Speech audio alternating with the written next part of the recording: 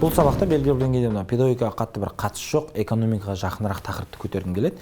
Ол мына құлық тәрбиесінің, жалпы тәрбиенің әрине, оның ішінде құлық тәрбиесінің және қаржылық күйіміздің өзара байланысы.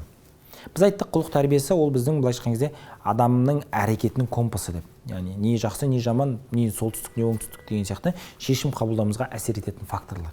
Ол не деген сөз? Біздің ішкі жүйемізде қалыптасқан құндылықтар жүйесі, солардың иерархиясы. Біреу үшін мысалға қарапайым тұрғыда ақша маңыздырақ болатын болса, біреу үшін отбасы, достық маңыздырақ болуы мүмкін. Бұл біреудікі жақсы, біреудікі жаман деген сөз емес, жай ғана әркімнің өзінің ерекшелігі, таңдап алған жолы. Мәселе неде? Мәселе біздің қаржылық күйіміз, әлеуметтік жағдайымыз, деңгейіміз осы бір құлық тәрбиесіне өте қатты әсер етеді екен. Қарапайым тұрғыда Принстон университетінің Baby Lab деген орталығының зерттеуімен бөлсек, бұлар нені анықтайды? Осы бір бай отбасы мен кедей отбасында өскен балалардың нәтижелерін бақылайды. Сөйтсе, бай отбасында өскен балалардың сабақ үлгерімі, мысалы, олардың дене бітімінің қалыптасуы, ақыл тәрбиесі болсын, ой тәрбиесі болсын, әлдеқайда жоғары екенін анықтайды. Сонымен қатар, оларда белгілі бір нормалардың бар екендігін және ол нормалардың жоғары екендігін анықтайды. Яғни, ол отбасында мысалы, ешкімді алдауға болмайды, достық сатуға болмайды деген сияқты өздерінің бір ішкі қалыптасқан қағидалары бар екен. Бай отбасыларында. Кедей отбасыларында өкінішке орай қатты кездесе бермейді. Бірақ мына біздің қазіргі реалиді қарайтын болсақ, мына біздің ертегілерімізді немесе бір киноларымызды қарайтын болсақ, үнемі байлар бір кедейлер сияқты. Олар бір жабылып қалған ең бір жаман адамдар сияқты болып көрінеді. Керісінше бүкіл проблеманың бәрі солардан шығатын сияқты болып көрінеді. Бірақ шын мәнісінде бізде ғылыми зерттеулер, статистика нені көрсетіп тұр? Жағдай керісінше екендігін. Мысалға, жаңа Baby Lab'тың зерттеуінде мынаны көрсетеді. Бай отбасындағы балалардың зияткерлік қабілеттері әлдеқайда жоғары екендігін көрсетеді, кедей отбасындағы балалармен салыстырғанда.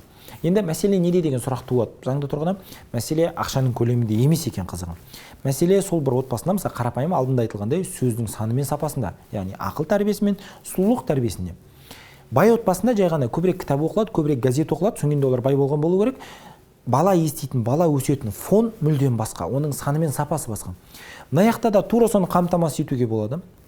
Мысалы, алдыңғы сабақта айтқандай, реттілікті, тиянақтылықты әлеуметтік деңгейі төмен отбасында да қамтамасыз етуге болатын еді. Бірақ сол қаржылықтың себебінен біз оны істемей жатамыз. Бұл жерде бір жағынан жақсы жаңалық, бір жағынан жаман жаңалық қой. Жақсы жаңалық бұның бәрі біздің қолымыздан мүмкін келетіндігіне. Жаман жаңалық оның бәрін ақшамен жете салуға да болады, бірақ мәселе біз осыған қарқынды түрде кірісетін болсақ, онда біз осы құлық тәрбиесіне қатты әсер ете алатындығымызда. Және бір осыған қоса кететін мынандай маңызды бір жайт бар. Бізде әсіресе қазақ кәсіпкерлерінің арасында мынандай бір құбылыс байқалады. Бұлар бірінші ауқатты отбасылар, өз әулетіндегі.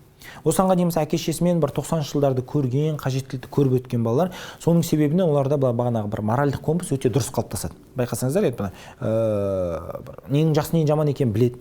Өзінше қазір бұл бизнес бастайды, ақша табады, жақсы бір жетістікке жетеді. Енді бұның баласы бұныңкі сияқты қарны ашпаған, бұл сияқты жалаң аяқ жүрмеген, бұл көрген қажеттілікті көрмеген. Енді сәйкесінше ол әке ретінде, ана ретінде ойлана бастайды. Бұл мен көрмеген қиыншылықты көрмесе, бұның бағанағы құлық тәрбиесінде моральдық компасы дұрыс бола ма? Мен бұны қалай реттесем болады деген уайымдар кетеді. Осы бір, қараңыз, бай отбасында өте көп мүмкіндік берілген бізге құлық тәрбиесін жетілдіруге, сұлулық тәрбиесін дамытуға. Бірақ біз сол потенциалды дұрыс емес пайдаланып болсақ, онда бізге ол кері әсер етеді де, соңын бізде жаңа байдың балалары бұзылған, бұлар ненің жақсы жаман екенін білмейді, ақшаның қадірін түсінбейді деген әңгіме шығады. Шын мәнісінде біз осы бізге берілген потенциалды дұрыс пайдаланып кететін болсақ, бұны аристократиялық тәрбие дейді, тектіліктің тәрбиесіне. Онда келесі деңгейге өтуге, керісінше шынымен елінің қамын ойлайтын, мынау халықтың бір тұтқасын ұстай алатын азаматтардың тәрбиелену мүмкіндігі болатын еді. Ауқатты отбасының мүмкіндігі көбірек екендігін айтып тұрмыз. Біз қанша қаласақ та, қаламасақ та, бұл факт біздің қаржылық күйіміз, біздің құлық тәрбиесіндегі, былайша айтқан кезде, ойын алаңымыздың көлемін, шеңберін анықтап береді. Біздің құлық тәрбиесіндегі потенциалымызды, ата-ана ретінде потенциалымызды анықтап береді. Бұл тақырыпты мен не үшін кіргіздім?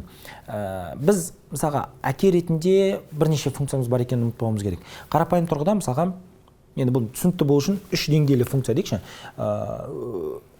Қаржылық қамтамасыз ету, яғни отбасын бағу, қағу, оның қажеттіліктерін қамтамасыз ететіндей ақша табу. Бұл фундамент. Одан кейін жар ретінде сол бір отбасындағы эмоциялық, психологиялық күйге атсалысу. Бұл бір қабырға деп елестетіңіз. Одан кейін балаңызға әке ретінде үлгі өнеге бола алу, оның өмірінде ол қиналған сәтте шамшырақ бола алу. Бұл шатыры. мына бір фундамент әлсіз болатын болса, қалған екі функцияны орындамау керексіз деген сөз емес, бәрін орындау керексіз. Бірақ иерархияны түсініңізші, егер фундамент әлсіз болатын болса, ол үйдің қабырғасының әдемі, шатырының мықты болғанынан қатты бір пайда бола бермейді. Тура сол сияқты фундаменті мықты, қабырғасы мен шатыры жоқ үйден қайтадан пайда жоқ, ол ешқандай тұруға жарамсыз болады. Біз нені түсінуіміз керек? Осы бір иерархияны түсінуіміз керек, және мүмкіндігінше осыны қамтамасыз ете алсақ, онда біздің тәрбиеміз автоматты түрде, былайша айтқан кезде инстинкт деңгейінде өз бетімен жүре беретін еді. Келесі соңғы сабақта жүздескенше іске сәт.